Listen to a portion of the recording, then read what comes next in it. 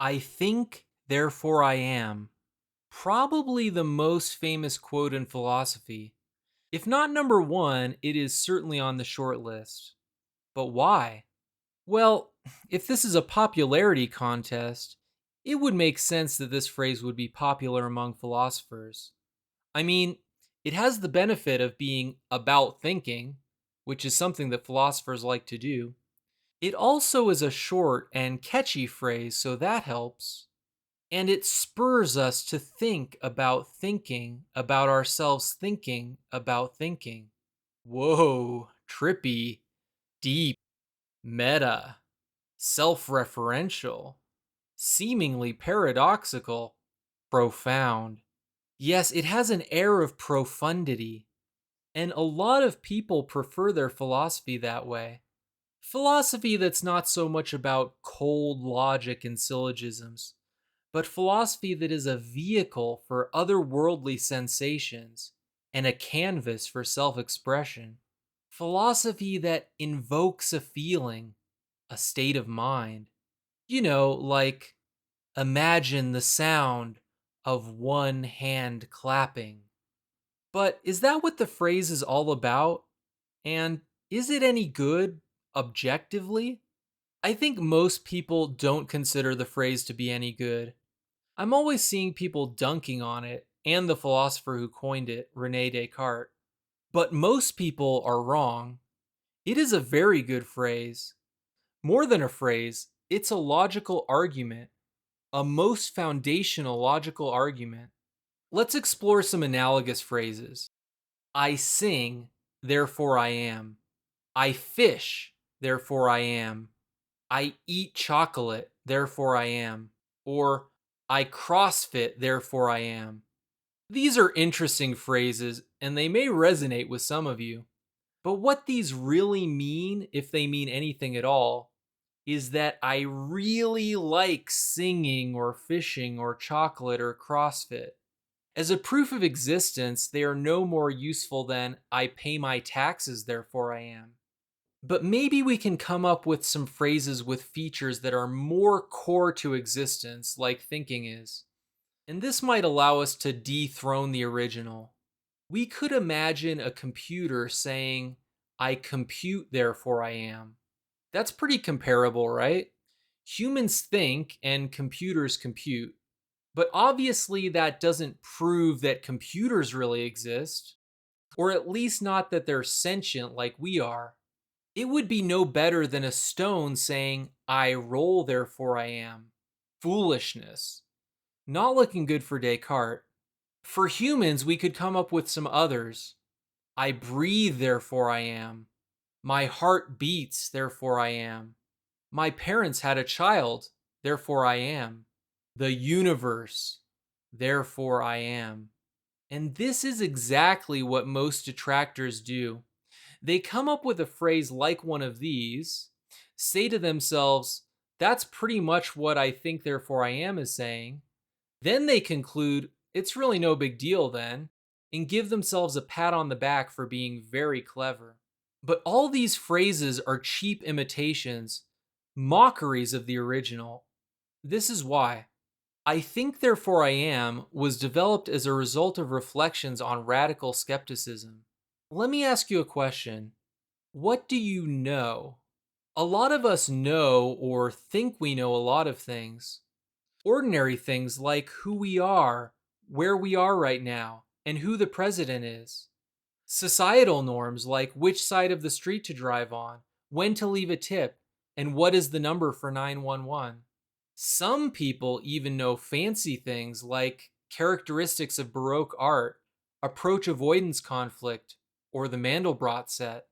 But radical skepticism calls all of these into question.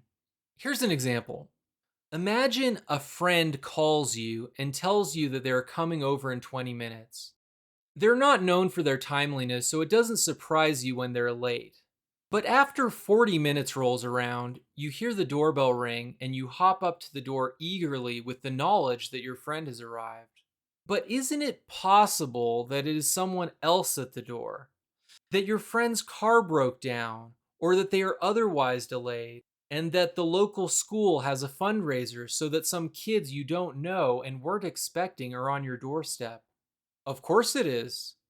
And we know that when we pressed our garage door opener remote control and the door opened, that it was the result of our pressing the button and the resultant electromagnetic signal reaching the opener assembly.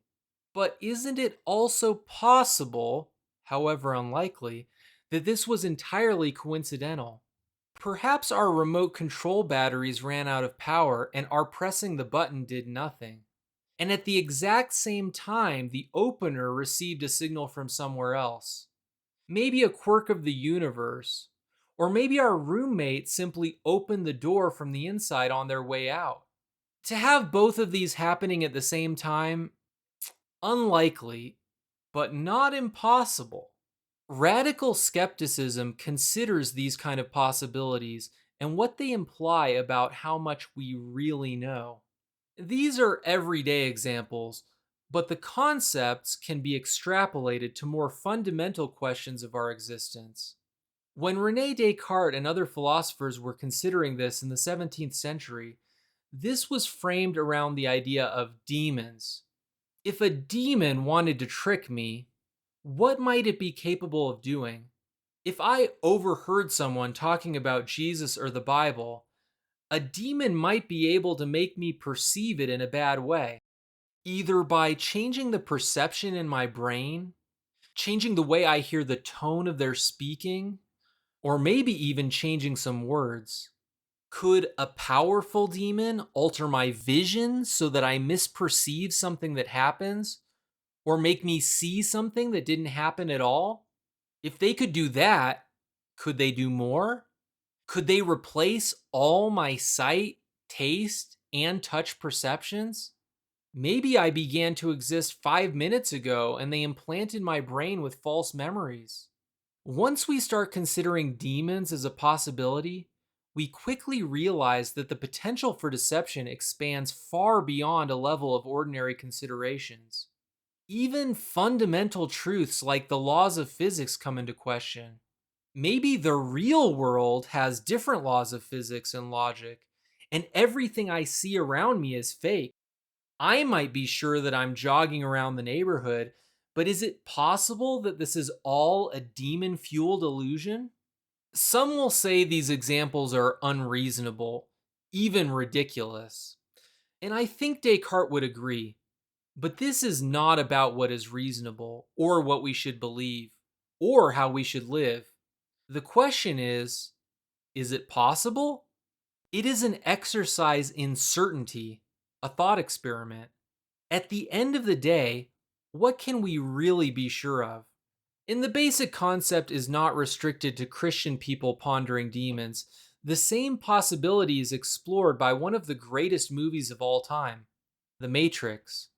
What if everything we see, touch, and taste is not real, but just part of an advanced simulation? A kind of high tech hamster wheel to keep us busy or to test us or something, while our real body is confined in another dimension, unseen and neglected. What if we are all just brains in vats? If we grant such a scenario any possibility, we immediately discover that we can be absolutely certain of precious little.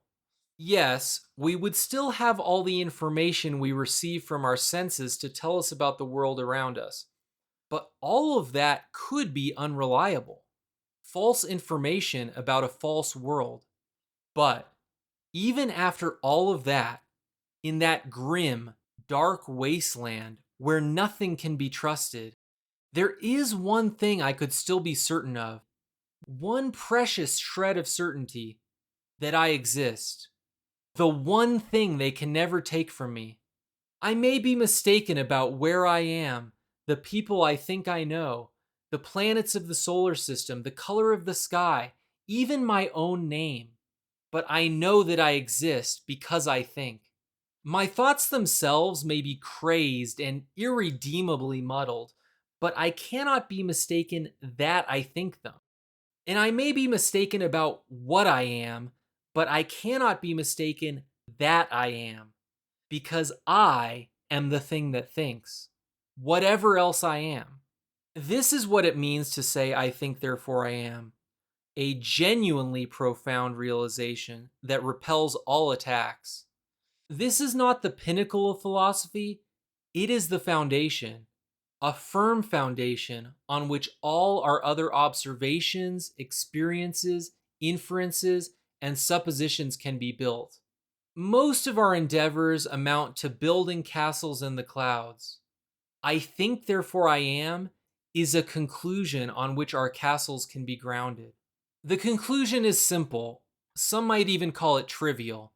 But it is refreshing that in this landscape where everything can be called into question, we can at least have certainty of something.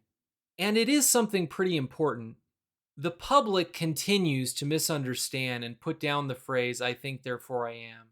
But properly understood, Descartes' thought experiment is the best kind of philosophy.